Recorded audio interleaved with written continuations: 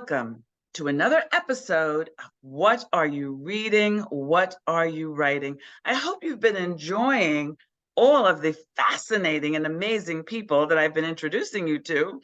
I am Karen E. Osborne, author of Getting It Right, Tangled Lies, Reckonings, and the upcoming True Grace, which is my first historical novel. And my guest today is P.L. Jonas. That's the name that she writes under, but her name is Pamela Jonas, and she's an award-winning multi-genre, which I love, author, and she's going to tell us about one of my two favorite genres. She's going to tell us about time travel romance, her time travel romance novel, Our Eternal Souls, a Forever Love Story. Welcome, welcome, Pamela. Thank you, Karen. I'm so happy to be here today. Oh, I'm so glad to have you. So I'm just fascinated by the whole concept of this novel. I think, reading the blurb about it and stuff. So it takes place in different historical times. And tell our audience a little bit about it. I'd love to. Here's a copy of the book. This is the print trade paperback version, and it's also available as an ebook, and a audiobook is also in the works. It's published by Sands Press Canada and was recently released December 27th, 2022. The story begins millions of years ago in Zorathia. It's a utopian colony on Earth, part alien and part human people who can live forever and have telepathic abilities. When they learn that their world will be destroyed in 3 moons, the main characters, Xenia and Jonas, decide to time travel to their future reincarnated lives to find each other and make sure that they fall in love again. So they travel to prehistoric France, Egypt, which I've always had an affinity for, Tudor England, another one of my favorite time periods, and then on to 19th century Iowa. Wow. Wow, that is amazing. So how would you describe the personalities of your lovers, of your two lovers? What are some of their quirks? What are some of the things that are really interesting about them? How would you describe them? Well, first of all, Xenia and Jonas have been married for 400 years. Okay, then. Because they can live forever. And they plan to live together on Earth forever. Their love is a forever kind of commitment that drives them to this journey into their future. So what they knew and what they had lived before changes through this journey. They discover new emotions, new things that they've never known about each other before, and that only increases their bond. So as far as personalities go, Xenia tends to be the stronger person in the beginning, but through the journey, Xenia tends to come to her own self, and that she begins to be the driving force of their couple in their journey. So that's really the most important thing about them. That's very cool. And I love that you said that they evolve as they go through this journey. They not only find out new things about each other, but about themselves. That is, which is what life should be about, right? This is what life should be. How did you research for this? Like was this years and years and years of research, and then you started writing? Was this you started writing and then you did a little research because the story went in a new way? To tell us a little bit about that. Well, first of all, I love research. And before I started writing novels in 2018, for real, I mean, I tried to, like 20 some years ago, but never finished any of them. But research was a part of my former career as a technical writer and editor. And my first historical novel that I wrote was actually born out of the genealogy research that I was doing on my paternal grandparents. At that time, I was researching sort of as I went because I was also learning how to write a novel.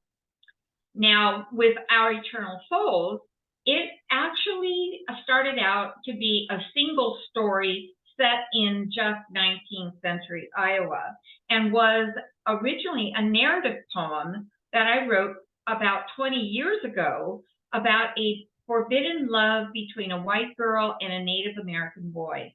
Now, I spent a long time researching all the tribes in that area before finally deciding on which one I would use in my book before I began writing.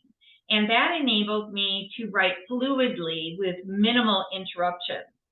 So while I was writing this one story, I realized there was a much larger story that I wanted to tell, which came from my fascination with reincarnation, astral travel, and psychic ability. So for each time period, I mapped out a synopsis, and then I did all the research that I could think of before beginning to write. And most of it actually was written during NaNoWriMo.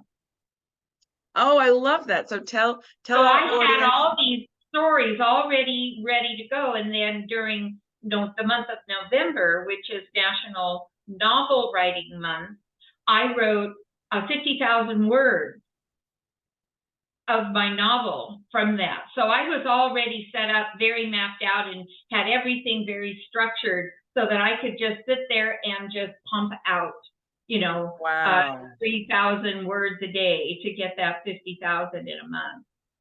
That So is, I was going to say that NaNoWriMo is such an interesting exercise for writers. When my grandson, who's now 16, but he was probably 12, and he said, Grammy, Dad and I are going to enter NaNoWriMo, and we're going to each write 50,000 words, and we want you to be with us. We want you to join us. So I said, well, okay. So we started out, and I would get these notes from him. Grammy, you're behind. Do the math. You won't catch up if you don't. Oh, that's so funny. I did. So I told him I respond better to encouragement than to pointing out my flaws. But anyway, so I'm impressed that you were all set and you got the first 50,000 words done in a month because you had everything kind of laid out. It's fascinating. And also about, historical fiction, as I'm sure you've discovered, one of that and also with fantasy, the most important thing about writing those genres is the world building.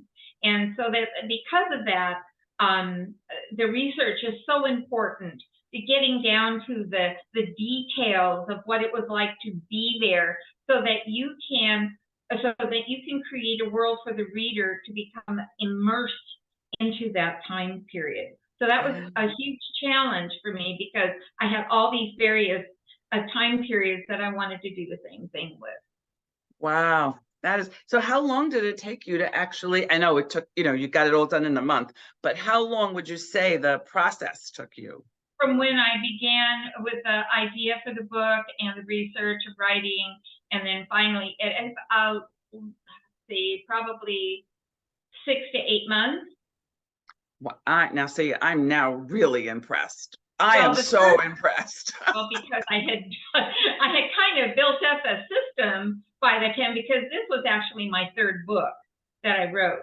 So my first book, the first was the learning thing, took me well over a year before, well, maybe a year and a half before I was ready to start submitting it to publishers and agents and things like that. Yeah. Awesome. So it does take time to build up that process. Yes, to build up all those pieces, really. So you also have a book coming out this year, correct? Another one, yes. Everything has kind of, I wrote these books. I had 4 books, and 2 of them had already published at the end of this last year. And then I have my, excuse me, I, Mm-hmm. oh, they're talking. I have a post-World War II romantic suspense called Hall of Deception, published by Black Rose Writing, and it will be released in July. I did that one in 6 months. Wow. It's about a young woman, Dee, who leaves her unhappy life in rural Illinois to take a tutoring job in a mansion in Plymouth, Massachusetts. So it's a Jane Eyre inspired story. It's not intended as a retelling, though there are some similarities. Of course, there is the romantic element with the handsome owner of Throckmorton Hall, and a suspense element involving strange happenings, accidents, and threats from an unknown source that throw these two people together. So it's actually considered a sweet romance, as there's no sex or graphic violence on the page. Okay. I kind of like reading those kind of books too, so that's why I chose to write this one that way. Yes, yes, yes. So this show is What Are You Reading? What Are You Writing? So we like to share book recommendations with the audience. So can you tell us a little bit about what you've been reading lately that you've really enjoyed? Well, basically what I like writing, which is historical fiction, psychological suspense or thrillers, romantic suspense, and I actually have several book ideas percolating, and my current work in process is a crime thriller. So as a reader, I tend to read those same genres. In addition to, I have been turned on to some young adult fantasy. All right. So can you recommend a book or two? Absolutely. I have a couple I thought I'd share with you today, which I have reviewed on my blog, which is on my personal author website. The first one is amazing. I mean, I just really absolutely loved it. It's called Bitter Magic, and it's written by Nancy Kilgore. I think it was published at the end of 2021. It's historical fiction and magical realism, and it's based on the true events of Scotland's most famous witch of the 17th century, Isabel Gowdy.